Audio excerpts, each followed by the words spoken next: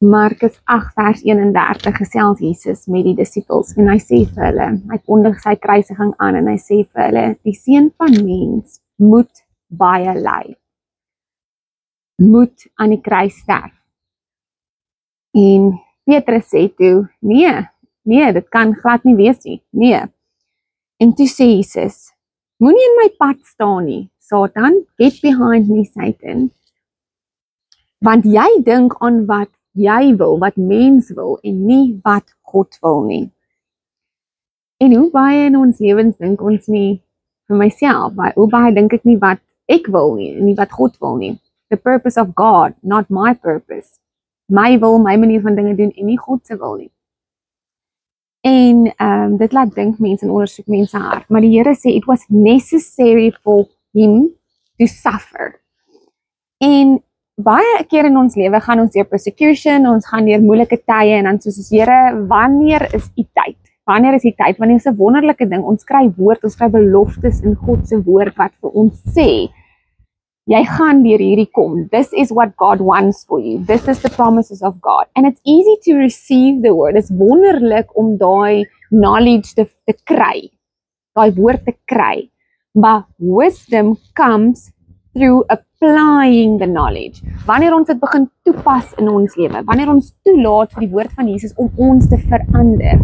Want Jesus se tyd is wanneer hy die werk klaar in ons gedoen het, of wanneer sy purpose klaar vervul word, dan is dit op sy tyd.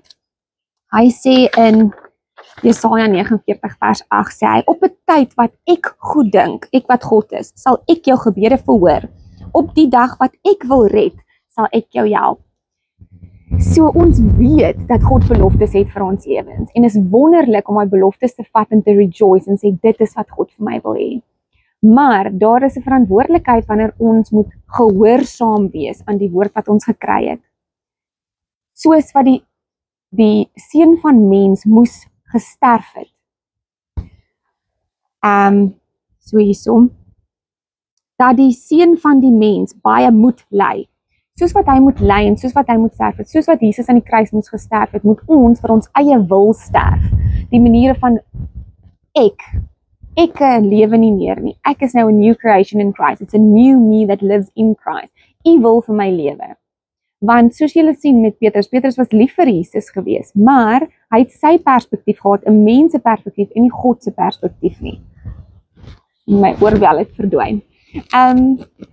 So ons vra vir die Here, my gebed vir jou is, en vir myself is, Here, wanneer ons totally surrender to you, when we surrender to God and say, Lord, your time, want U gaan my gebede beantwoord, your time, wanneer U die werk klaar in my gedoen het. So hoe kan ons hierdie tyd aanhelp? Is vir Jesus toelaat om sy wil te doen in my lewe, my wil te surrender to God, en gehoorsaam te wees aan die woord, aan sy woord, sodat daai werk in my of deur my completed kan kom en sy purpose in my lewe gevul kan word. En dan weet ek op God se tyd, gaan jy verby hierdie persecution kom, gaan jy deur hierdie storm kom, deur hierdie wildernis kom, deur hierdie tyd kom, die pressing waar jy nou in is.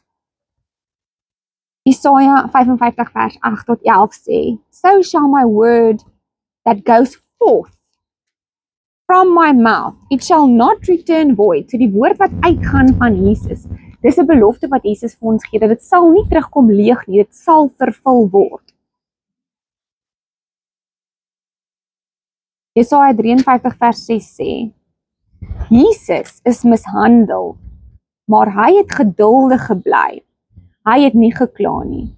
So hy het nie in sy pressing, in die surrender, he's dying to self, het hy nie gekla nie. So wanneer ons in hierdie seisoen is van gehoorsaamheid, van die to self, van God se wils, his purposes, his perspective, dan kla ons nie, ons is geduldig soos Jesus, want Jesus is die koning van alle konings, hy is almagtige Vader, wat gesterf het vir ons, en persecute was, en mishandel geword het. So, hoekom? Wat maak my meer spesiaal as Jesus? Daar's dinge wat ek moet deurgaan wat noodsaaklik is. En om ons oog gefokus te hou op Jesus en te sê, Jesus, I surrender, Lord, let your will be done.